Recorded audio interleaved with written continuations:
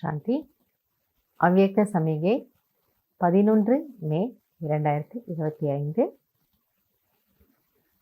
बाप-दादाவினுடைய மகா வாக்கியம். पवित्रता की शक्ति परम पूज्य बनाती है। पवित्रता की शक्ति से इस पतित दुनिया को परिवर्तन करते हो. பாபா சொல்றாரு, தூய்மையின் சக்தி உங்களை மிக உயர்ந்த பூஜைக்குரிய நிலைக்கு கொண்டு செல்கிறது. தூய்மையின் சக்தியின் மூலம் நீங்கள் இந்த பतितமான உலகத்தை மாற்ற முடியும். पवित्रता की शक्ति विकारों की अग्नि में जलती हुई आत्माओं को शीतल बना देती है. இப்போ பாபா என்ன சொல்றாரு, ஏதோ ஒரு ஆத்மா 5 விகாரத்துல வசப்பட்டுட்டு அவர்களுடைய கண்ட்ரோல்லே அவங்க இல்லை. அந்த விகாரத்தினுடைய நெருப்பில் எரிந்து கொண்டிருக்கக்கூடிய ஆத்மா. இப்போ நெருப்புல தூக்கி போட்டா எப்படி இருக்கும்? சுடும் இல்லையா? நமக்கு அது கஷ்டமா இருக்கும், வலிக்கும். அப்போ ஆத்மா ஏதோ ஒரு விகாரத்துக்கு அடிமைப்பட்டிருக்கிறது. அது கோபமா இருக்கலாம், அல்லது அகங்காரமா இருக்கலாம், அல்லது மோகமா இருக்கலாம், அல்லது ஆசையா இருக்கலாம், அல்லது காம விகாரமா இருக்கலாம். எது ஒன்றுமே ஆத்மாவை திருப்தியா இருக்க விடுறதில்ல, குஷியா இருக்க விடுறதில்ல. ஸோ நம்ம முன்னாடி அப்படி ஒரு ஆத்மா வருது. அவங்க அவ்வளோ ஒரு தப்பத்துன்னா அந்த ஒரு வெப்பத்தில் இருக்கிறாங்க, உஷ்ணத்தில். பட் நான் தூய்மையான ஆத்மான்னும் பொழுது நம்ம முன்னாடி வந்த உடனே அவங்களுக்கு அந்த தாட்ஸே அப்படி போயிடும்.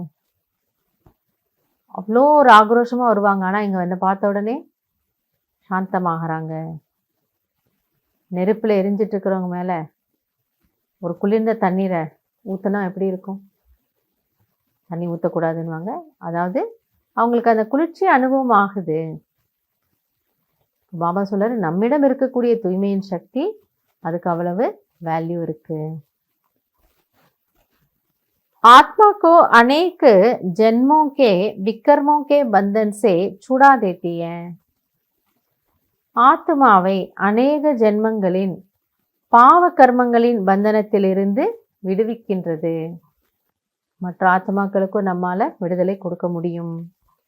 पवित्रता के आधार पर द्वापर से ये सृष्टि कुछ न कुछ तमी हुई है. அப்போ பாபா நமக்கு முரளியில் இதை சொல்றாரு, சன்னியாசிகளுடைய ரோல் ரொம்ப ரொம்ப முக்கியமானது. ஏன்னா தேவாத்மாக்களாகிய நாம கீழே விழுகிறோம். அப்போ இந்த உலகத்தினுடைய தூய்மையை காப்பாத்துறதுக்கு, இதை கொஞ்சம் சமநிலைப்படுத்துறதுக்கு, பேலன்ஸ் பண்றதுக்கு இந்த சன்னியாசிகள், அவர்கள் யாரெல்லாம் பிரம்மச்சரியத்தில் இருக்கிறாங்களோ அவங்க உதவி செய்கிறாங்க. ஆக துவாபர யுகத்திலிருந்து ஓரளவுக்கு இந்த தூய்மையானது கடைபிடிக்கப்பட்டு வருகின்றது. इसके महत्व को जानकर पवित्रता के लाइट का क्राउन धारण कर लो. எனவே இதன் மகத்துவத்தை புரிந்து கொண்டு தூய்மையின் அந்த ஒளி கிரீடத்தை அணிந்து கொள்ளுங்கள். ஆக பாபா நம்மிடம் எதிர்பார்ப்பது நாம கிரீடதாரியாக இருக்கணும். எந்த ஒரு கிரீடம் இருக்கணுமா? தூய்மையினுடைய ஒளி கிரீடம். அப்படி பாபாவுக்கு இந்த ஆத்மாவை பார்த்தா ஒரு குஷி வரணும். ஆஹா, எனது அருமை குழந்தை, இது எவ்வளோ பவித்திரமான ஆத்மாவா இருக்குன்னு பாபாவுக்கு நம்ம பார்த்தா ஒரு பெருமை இருக்கணும். அப்படி பாபாவினுடைய மனதில் இடம் பிடிக்கக்கூடிய பவித்திர ஆத்மாவாக நம்மை நாம் வைத்துக்கொள்ள வேண்டும். நல்லது. ஓம் சாந்தி.